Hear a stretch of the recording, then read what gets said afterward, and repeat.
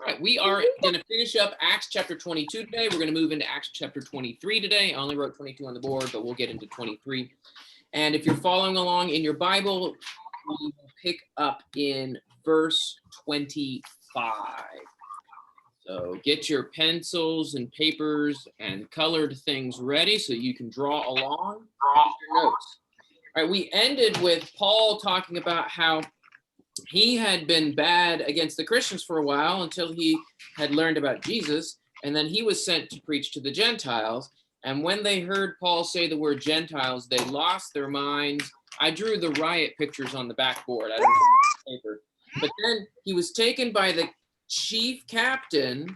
He's brought inside, and he's going to be examined by scourging. They've got Paul ready to be whipped. And that's where we're going to start reading along. So in chapter 22, in verse 25, and when they had tied him up with thongs, who's the him?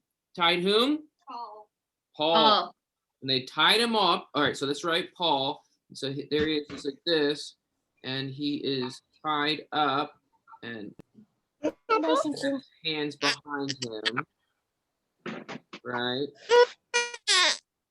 There he is, and he is kind of talking. And they've got him tied up, right? And they're about to whip him. They've got their little whippy thing. Shing, shing, wow. It might be cool to draw, but they're terrible things. They're terrible tools. They aren't even tools. They're tools of ugliness, I'll give you that much.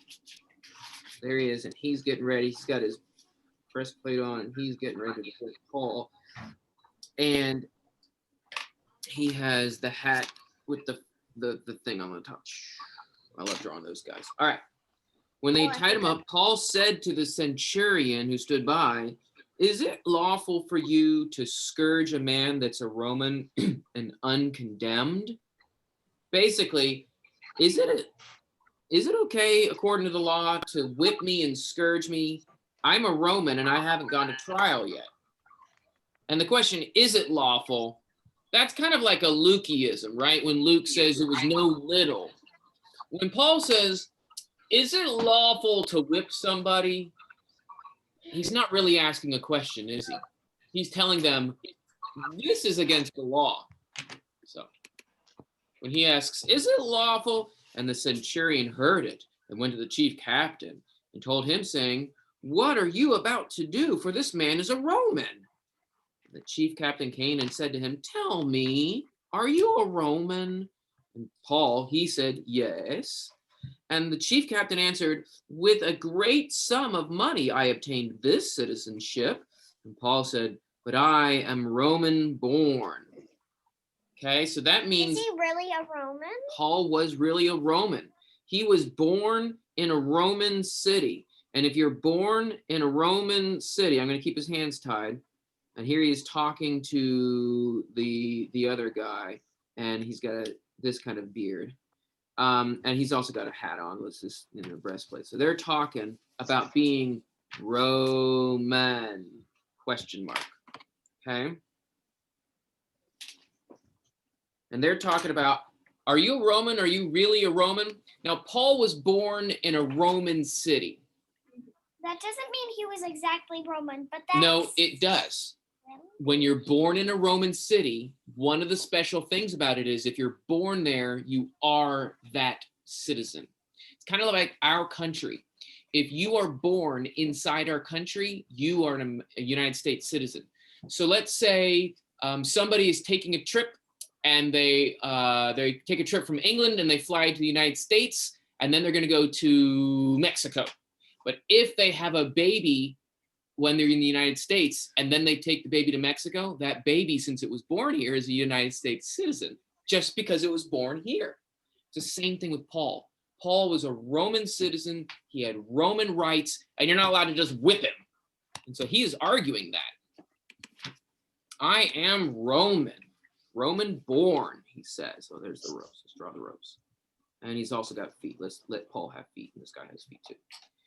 They then, which were about to examine him, what does the word examine mean? How are they going to examine him before? Really, they're trying to make it sound like we will carefully look at you. Really, we're going to whip you. Yeah, this is a whipping. We're going to torture They you. immediately departed from him, and the chief captain was also afraid. Why was he afraid?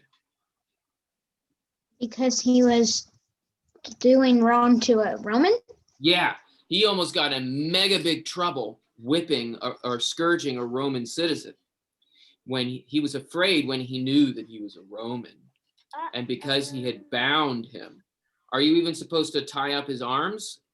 No, he's supposed to go to trial, kind of like in our country. But on the morrow, desiring to know for certainty wherefore he was accused of the Jews, he loosed him and commanded the chief priests, okay, he's commanding the chief priests and all the council to come together, and brought Paul down and set him before them. Okay, so we have this guy, and he's nervous because he almost did something bad to Paul, right? He almost scourged him. But he also needs to know, wait a minute, why are the Jewish leaders so angry about Paul? So what's his plan? What does he do the next day? He's going to see why they're so angry. And how does he find out why they're so angry? What does he do? Yes, Paul. He brings Paul, he brings the chief priests, and he brings the whole council together, and they're all in a big room. Does that make sense? So we'll start drawing a little bit of that. I'm just going to draw Paul in the middle and some people around him. We'll label who they are in a minute. So we have Paul. Is Paul still handcuffed? Is his hands still tied? No. Nope, it says they loosed him. Now they still have him, but he's got free hands.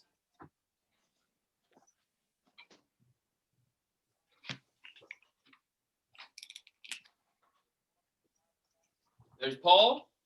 And then here we'll just draw some other guys. This is a long-nosed guy. This is a tiny button-nosed guy with long eyeballs guy. Here's a guy over here. And this guy has a beard.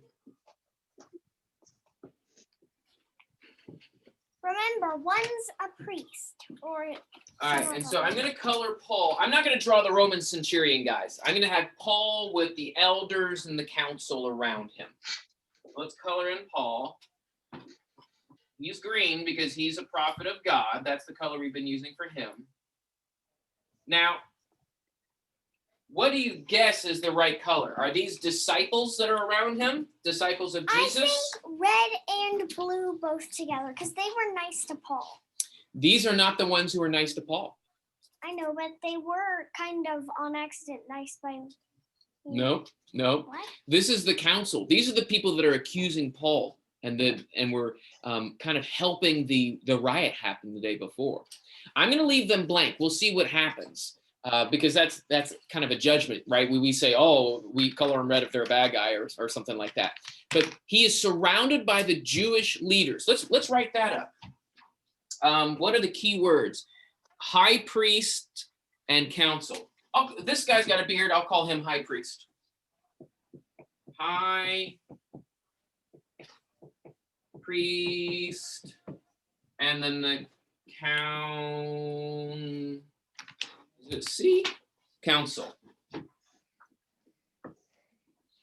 Council. You don't have to write those words if you don't want to. But we have a high priest and we have the council. These are the Jewish religious leaders. And the centurions is trying to figure out, why are they so angry at Paul? He's a Roman citizen. I shouldn't be arresting him and just doing this stuff. What's going on? All right, let's read what happens.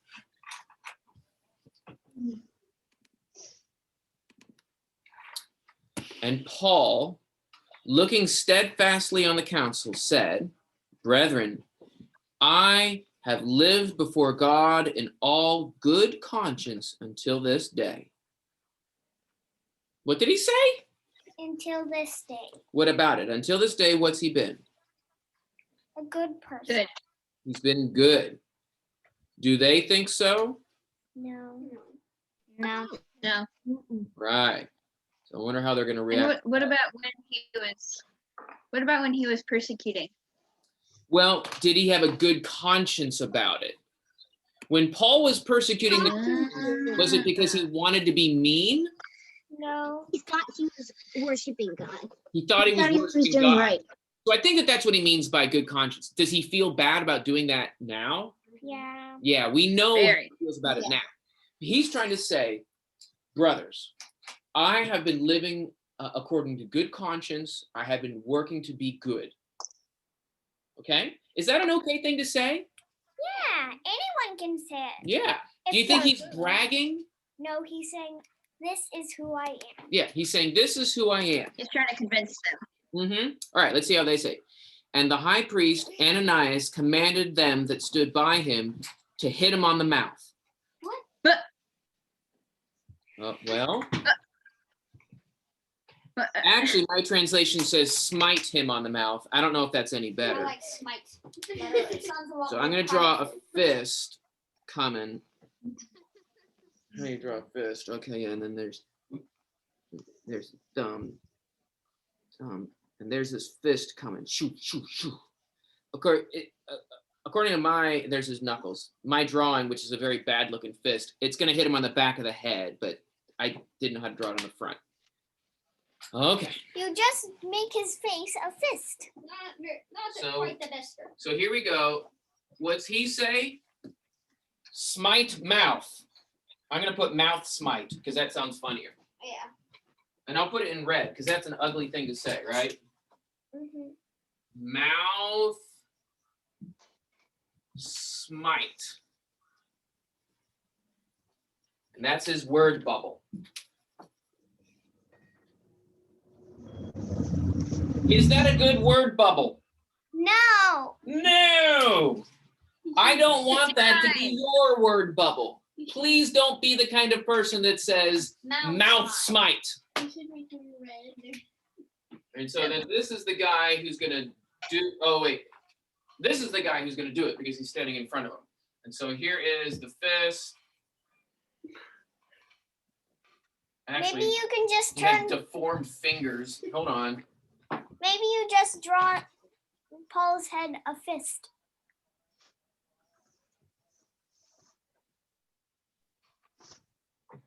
All right, I don't know It's if hitting Paul, his nose. I don't know if Paul is, hey Alice, shush.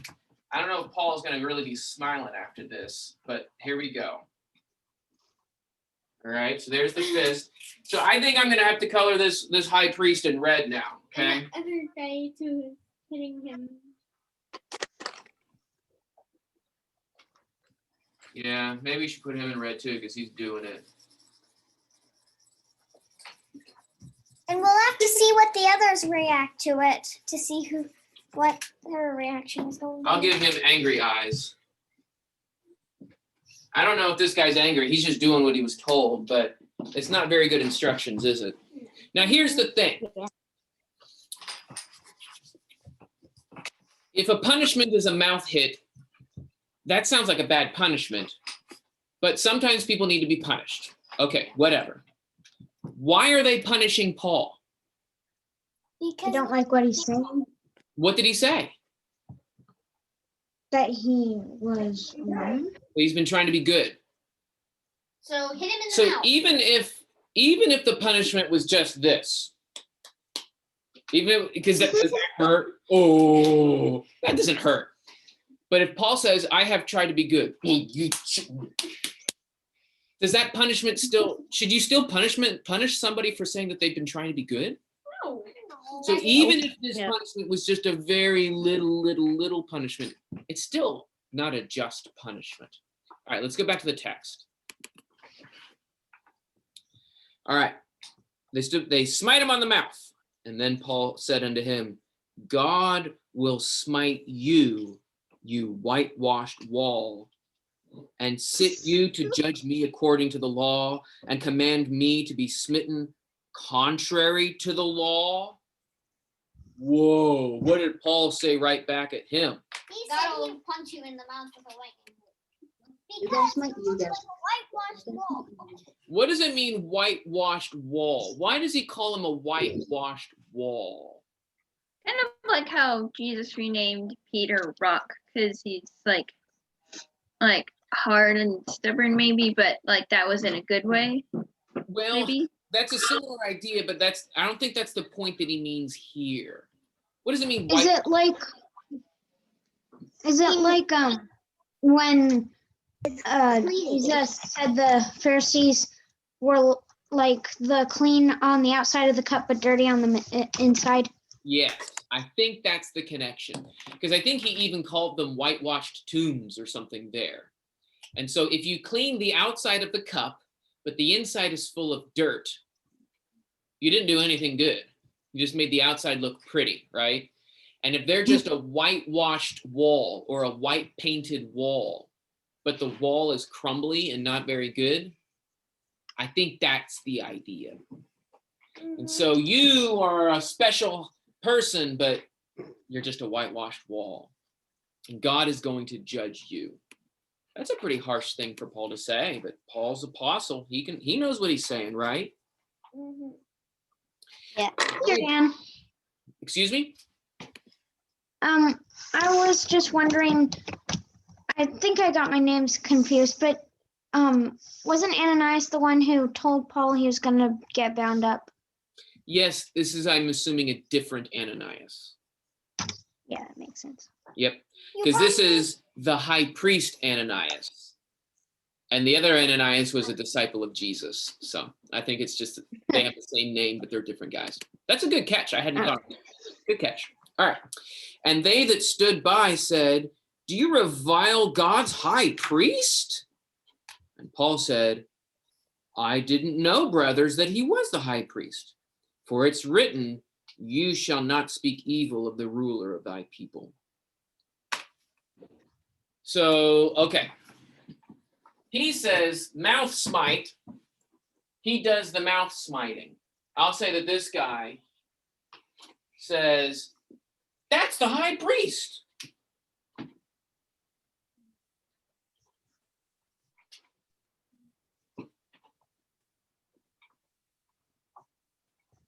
And the point about that is, because the high priest is someone, hold on. The high priest is someone special, right?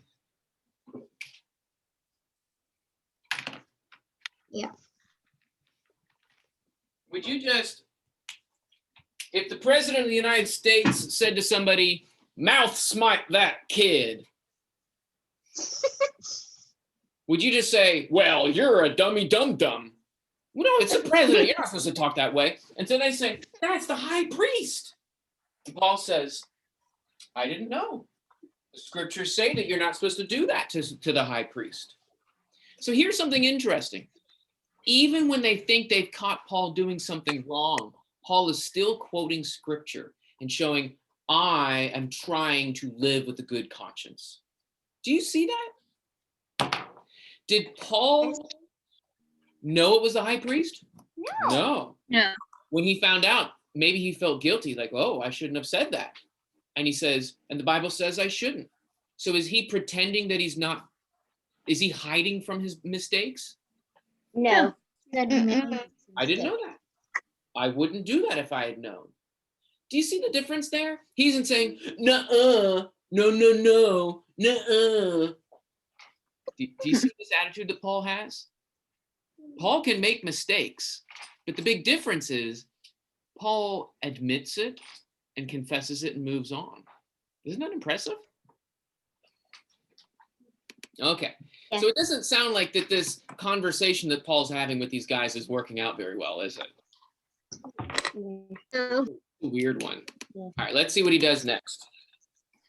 But when Paul perceived that one part were Sadducees and the other part were Pharisees, he cried out to the council, brothers, I'm a Pharisee and a son of Pharisees. Touching the hope and the resurrection of the dead, I am called in question. Okay, so this is getting a little bit technical. He sees some guys that are Sadducees, and I'm going to give this guy, he's a Sadducee, and you know he's a Sadducee because his shirt has an S. And this guy is a Pharisee, and you know he's a Pharisee because his shirt has a F. Actually, it's a P. Pharisee is P-H. It's one of those weird words. Good guess though.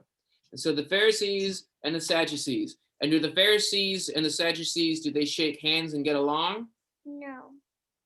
They do not. I'll put a big X there. Because the Pharisees, they believe that there are angels and that there is this everlasting life in heaven. That's But- supposed to be a little picture of heaven in his thought bubble. I Okay. think that they That's what the Pharisees believe in.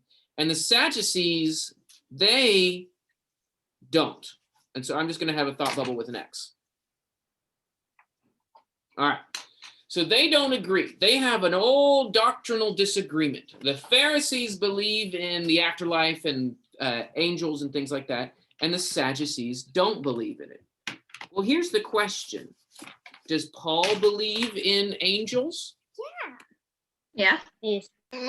Paul believe in the afterlife where we are resurrected from the dead and go to heaven? Yes. Is the belief in angels and being raised from the dead, is that part of the gospel? Yes. Yeah, it is. So look at the cool thing that Paul does here. He says he's a Pharisee because that's how he grew up.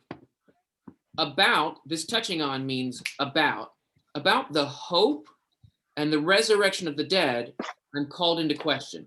Isn't that what the gospel story is all about, Mhm. right? We've been drawing this a billion zillion times, right?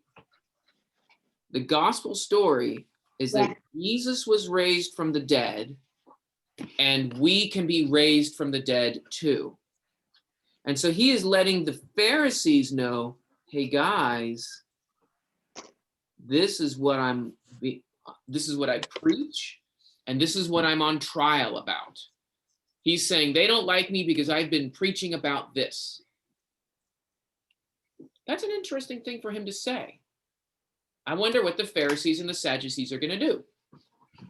All right, I'm going to make this guy the Sadducee and this guy the Pharisee, okay? I'm going to color in his mustache because I want him to have a colored in mustache because that looks cooler. And I'll give him a little goatee thing. All right, and this is not Mr. Salt and Mr. Pepper, but I just realized that, and that's actually kind of hilarious. Others, I am a pepper and the son of the peppers. No, he's a Pharisee. But this is a very funny joke that just occurred to me. All right, so he says that. Let's see what the salt and the peppers do. And when he had said so, there arose a dissension between the Pharisees and the Sadducees, and the assembly was divided. For the Sadducees say that there is no resurrection, neither angel nor spirit. But the Pharisees confess both. And there arose a great clamor. What's a great clamor? Lots of running and banging. Right. Yelling and fighting, right? And some of the scribes of the Pharisees stood up and said, strove and fought, saying, we find no evil in this man. What if a spirit has spoken to him or an angel? And so here what we have is a, let's see if you guys can figure out what it is I'm drawing here. A man. Salt. Shaker. Man, but he's actually a pepper shaker. Pepper. Pepper. So he's a pepper shaker, okay? And the pepper shaker says, no problem. We find no problem with Paul. What if an angel or a spirit has been talking to him? Wait a minute. Didn't the Pharisees not like Paul earlier? Yeah, but now they like him because he believes like they do. Here's what I think the big issue is. There is a fight that they have with Paul. But you know what's even older than that fight? What? The fight that they have with each other.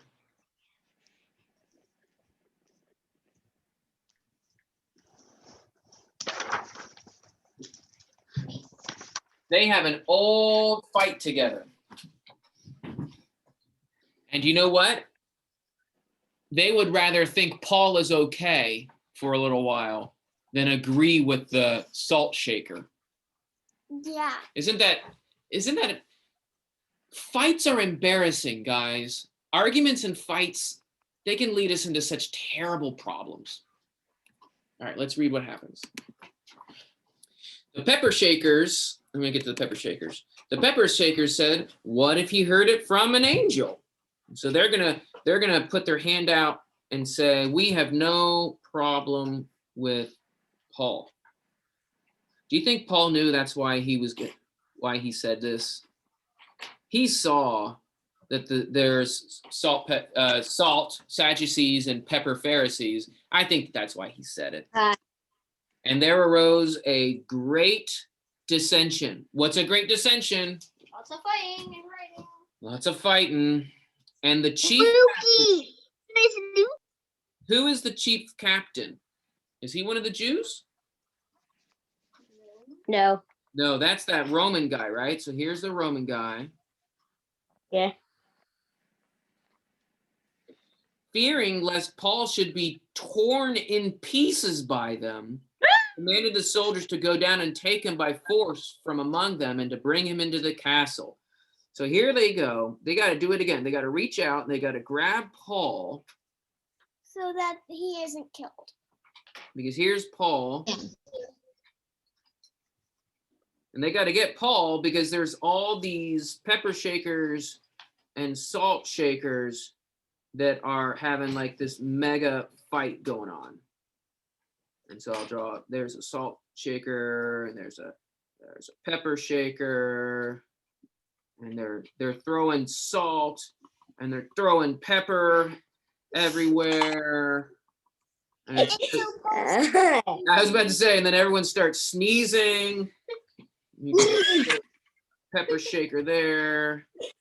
Hey, Mr. Dan, Yeah, all this salt and pepper is like the dust from last time. it is like the dust. This is so funny. And here's the thing. It was an accident that I realized that these guys are like salt and pepper. And it's a very silly thing to draw, right? This is very silly. But here's why I like drawing something very silly. Because let's face it, isn't their argument silly? Yeah. They just don't like Paul. Yeah. That's all. It's not, is it about spiritual things? Is it really about loving God? No, it's just a salt and pepper fight. And when you're having a salt and pepper fight, everyone starts sneezing. Everyone gets uncomfortable. So it's a mess. It's really embarrassing. All right, let's see what happens. All right, they're afraid that Paul is going to get torn up. Oh, he's got his little tufty thing. There we go. It's a good thing it's red. The commanders, they go down and take him by force from among them and bring him into the castle. And the night following, the Lord stood by him and said, "Be of good cheer, for as you have testified concerning me at Jerusalem, so now must you bear witness also at Rome." This was a big deal. Let's draw God, or the Lord. Probably means it's Jesus, and I'm going to draw him smiling back here. And it's a dream that he has that night. So I'm going to draw like light coming down like it's a dream at night, okay? So here's Jesus. And I'll even draw some blue because sometimes we use blue for vision or things like that. And what does Jesus say to Paul? Be of good cheer. How? They're doing a salt and pepper fight about me. Whereas you have talked about me in Jerusalem, you're also going to talk about me in Rome. Wow. He's going to go to the capital of the Roman Empire and talk about Jesus. Now, let's face it. What happened to Paul when he talked about Jesus in Jerusalem? Salt and pepper fight. Face punches, salt and pepper fight. This is like the second time he's almost been killed in 2 days. Whoa. So do you think that going to Rome is going to be much safer?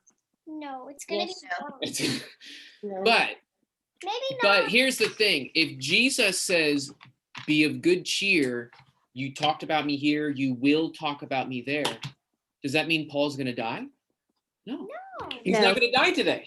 He's not going to die tomorrow. He's going to make it to Rome. So he knows, okay, God is proud of my work. Now, here's something that I want you guys to think about. As you learn more and more about the Bible and you try to live a good and honest way, you might find yourself thinking, I am trying to be good. I'm a good person. I make mistakes, but I'm a good person. And you're trying to be good, but people might not like it. And it might get uncomfortable for you.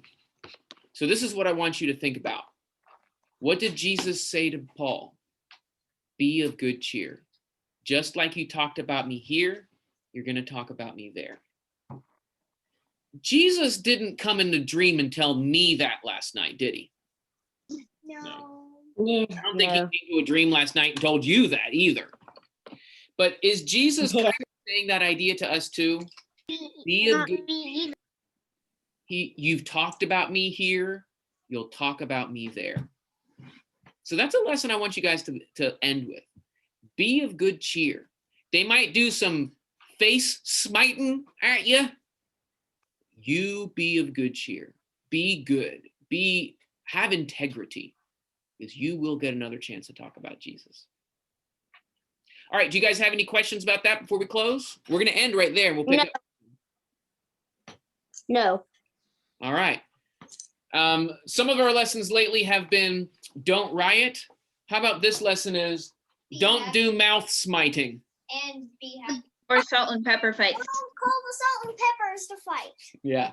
But be happy. Be of good cheer. That's probably the most important lesson. You guys know not to do face smiting, and you ought to know not to do salt and pepper fighting. So maybe our most important lesson is be of good cheer. Maybe the lesson is don't throw salt and pepper on the floor. You got that right. You got that right. All right. Well, I'm going to sign off, and I will see you guys later. Take care. Thank you. Thank you.